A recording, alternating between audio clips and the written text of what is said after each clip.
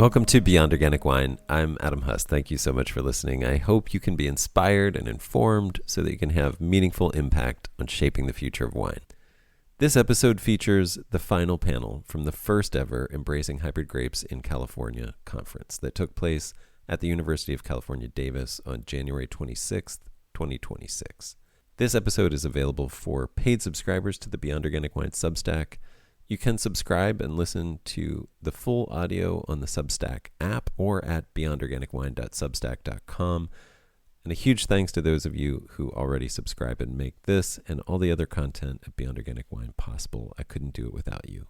And since this is the last episode from Embracing Hybrid Grapes, I want to invite subscribers and non-subscribers, since you haven't been able to listen to these episodes, to please send me your hybrid grape related questions.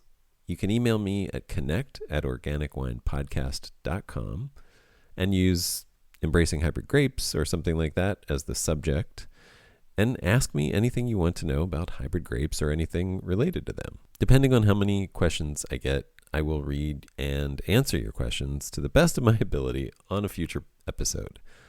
I certainly don't know everything about hybrid grapes, but I know a lot of people who I can reach out to as resources for answers that I don't have. So please send me your questions about hybrid grapes. My email again is connect@organicwinepodcast.com.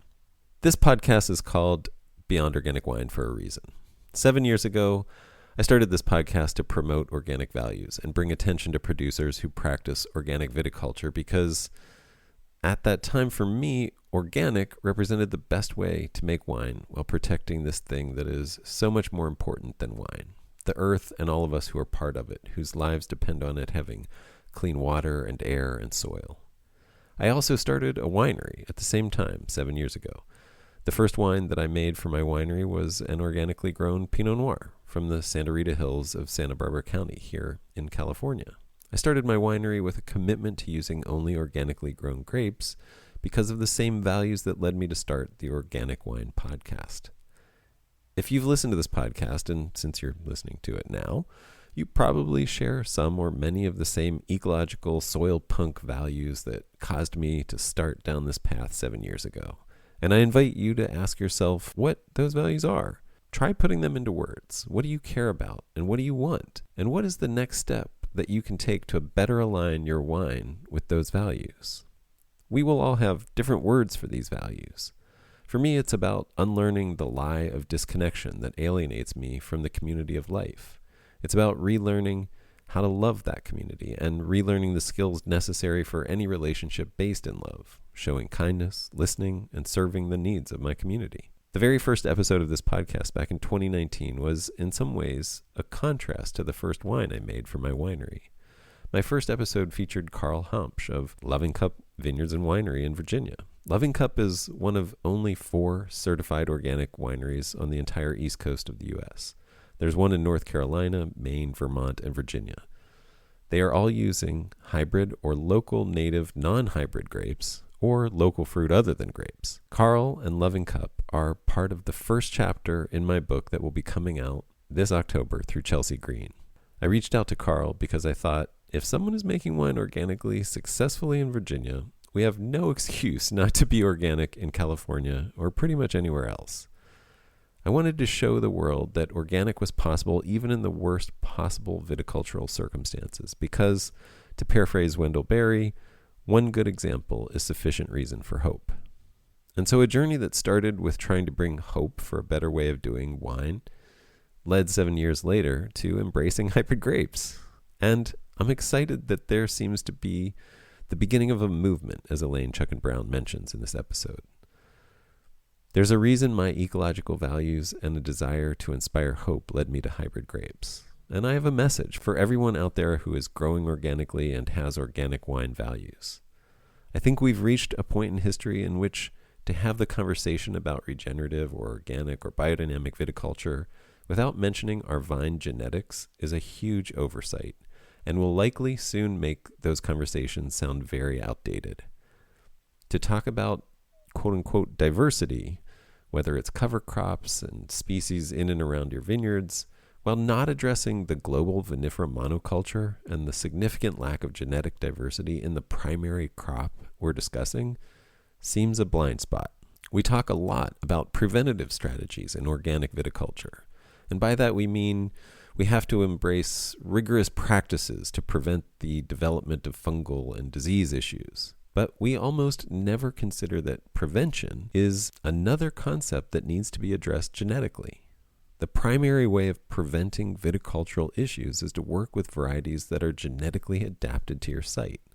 The resilience you can achieve through organic biodynamic and regenerative practices and inputs is merely secondary to the primary resilience of the plant itself, internally, via genetic appropriateness and diversity. On the other hand, there are some really important organic and regenerative practices that we virtually eliminated.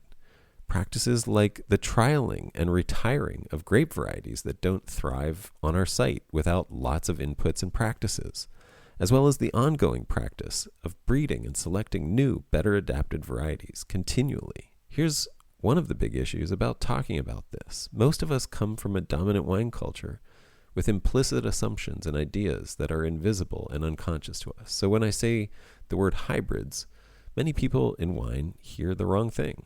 What you might hear is alternative varieties of grapes with some distinct characteristics. But when I say hybrids, what I really mean is actually the unstoppable ongoing evolution of wine. Maybe I should just stop talking about hybrids and start talking about hybridization. You may dislike the taste of a particular hybrid in the same way you may dislike the taste of a particular non-hybrid grape. But how do you dislike the taste of hybridization? That's like saying you dislike the infinite potential of every possible flavor of wine that can ever be. Sometimes I have conversations with wine people about hybrids, and I can tell that they think they will just dismiss hybrids and the conversation will end and they can go get on with their real life with real wine. And these annoyances called hybrids will remain fringe and marginal and unimportant to wine. But they don't realize that they're on a boat in the middle of the Atlantic dismissing the ocean so that they can get back to drinking their bottled water. Hybridization is the past and future of wine. The history of wine is the history of hybridization. Hybridization happens whether we want it to or not. In river valleys and forests, anywhere in the world where grapes grow, they hybridize. They want to hybridize because they are alive, and life is change. Life is adaptation. As scary and thrilling as it is, we can't escape it. We are hybridization. Elaine Chuckin-Brown moderates Matt Neese, Christopher Renfro, and Adam Tolmec in this climactic episode of Embracing Hybrid Grapes. Join the movement. Resistance is futile, except, of course, the genetic resistance that comes from hybridization. So embrace infinite potential. Embrace the preeminent means of aligning your ecological values with your wine. Embrace life. Embrace hybridization. Let's have some fun. I'm incredibly grateful to everyone who made Embracing Hybrid Grapes possible. Elodie Oliver was and is my co-producer. Couldn't have done it without her. The amazing speakers and presenters who elevated the conference and gave generously of their time, resources, and expertise to help inspire and educate everyone who attended. Thank you so much. Our sponsors were amazing. You should get to know Herrick Grapevine Nursery in California and Inland Desert Nursery in Washington if you're looking for hybrid grapes on the west coast of the U.S. Piscinas Ranch was our first sponsor, and they are showing how to grow grapes as an ecosystem service. Marie Anderson of Savoy and Sons, and a special thanks to Joyce Jones and Dennis Johnson. Joyce was on one of the most talked about episodes of this podcast a couple years ago about some of the problems with wine education. Check it out. We are looking for sponsors for the next Embracing Hybrid Grapes conference too, so get in touch if you have any interest. We couldn't have done this without our volunteers either, including my wife, Wendy, who won't ever hear this because listening to this podcast makes her fall asleep. Thanks to Matt Wood of the Indie Wine Podcast for his help recording this audio. Well, the audio that you're about to hear. Check out his podcast. It's amazing. The folks at UC Davis were great hosts. And finally, a really, really big thank you to everyone who attended and made this event not only historic, but also, man, beautiful. Something about hybrids brings out all the best looking people. You guys are gorgeous.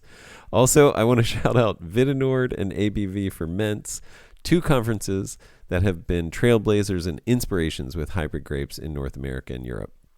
It's a pleasure to be part of the same movement with you. And a big, big thanks to you again for listening. Enjoy. We have three people who know who they are.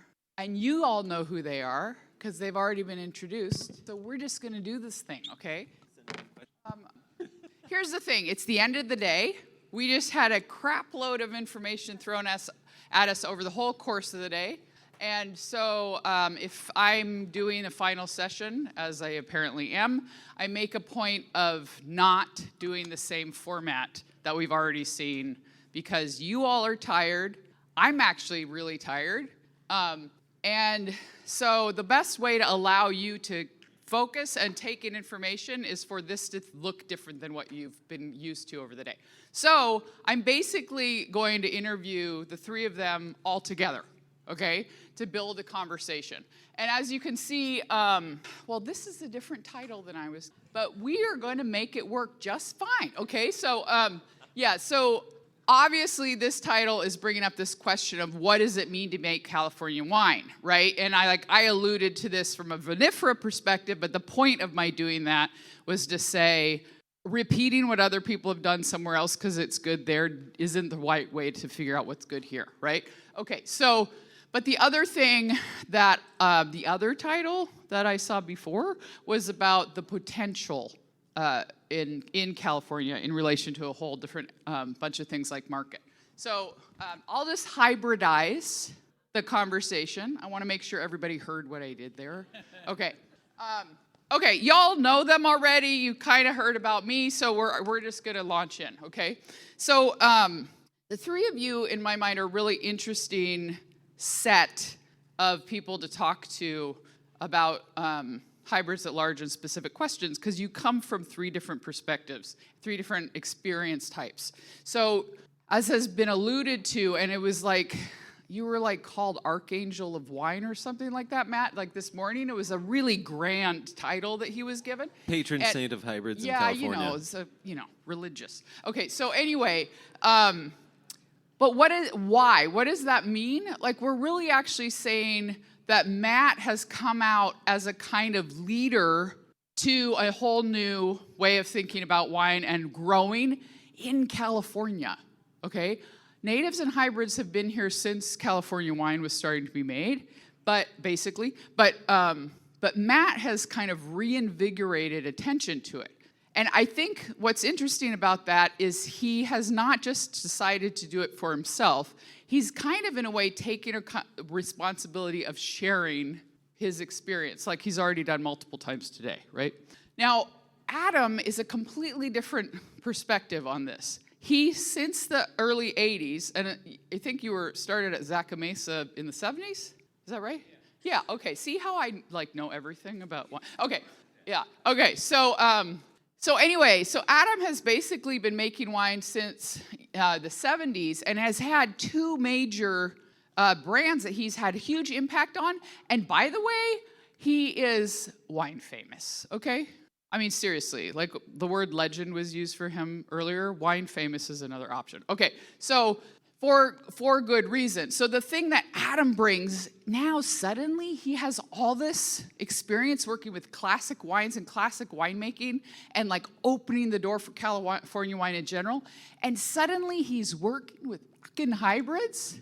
What the hell is going on there, right? So there's a sense in which this is an example of legitimizing something, of raising this question for the public, like, shit, something must be going on there. What's that? Because it's in a vinifera context, in a sense. Now, Christopher is a whole nother kind of resource where he has gone to a completely new place for, right, Filoli, as you described it. You could think of it as a version of the seedling project I mentioned earlier, right? Like, what does it mean to erase variety? What does it mean to come into this not having expectations? Because you can't. Because it's 127 different plant types being made together into one wine. Okay, Adam, I want to start with you in the sense that one of the comments Adam made to me this morning was that, again, making wine since the 70s, broadly speaking in the same general region, and this morning you said, working with these, it's really nice to not know what to expect again. So could we just start there, like just briefly, like talk, what is that experience and how, I mean, you mentioned knowing Andy Walker. I think it's on. Hello. So just I really want to kind of briefly come back to that, and just for you, that contrast, how has it been received? Do you have thoughts on, again, if one of the people in this room flew here from another country in order to learn more about how to talk about hybrids to other people, how has it gone for you, and what is there a key lesson that you've learned just from opening the door to this whole new batch of grapes? Oh, God. Yeah. So, well, it's certainly been fascinating. And so, I mean, we obviously all know that there's this, in the world, everything is Cabernet and Chardonnay, right? Or something like that. And there's also, so there's this bias towards all of that. And there's also this incredible bias that you talked about earlier, which was, Pinot Noir. It's this one right here, and people are just unwilling for change. I mean, it's like we want these 5 traditional varieties or something, whether we don't want something new. And in any other agricultural pursuit, people want innovation. They want new. They want like resistance, so that you don't have to spray all the time. They want something that's better, and so in all of agriculture, generally, I mean, there's always the back to the good old days movements, but that it's crazy. We're dealing with, as you were saying, 19th century varietals or 18th or 17th. Beyond Organic Wine is made possible entirely by subscribers, and the rest of this episode is available for subscribers to the Beyond Organic Wine Substack only. You can subscribe easily at beyondorganicwine.substack.com or at the Substack app. Thank you so much, and a big thanks to Matt Wood of the Indie Wine Podcast for helping record the audio for this episode at the Embracing Hybrid Grapes conference, and a big thanks to Colton Pro for this beautiful closing music.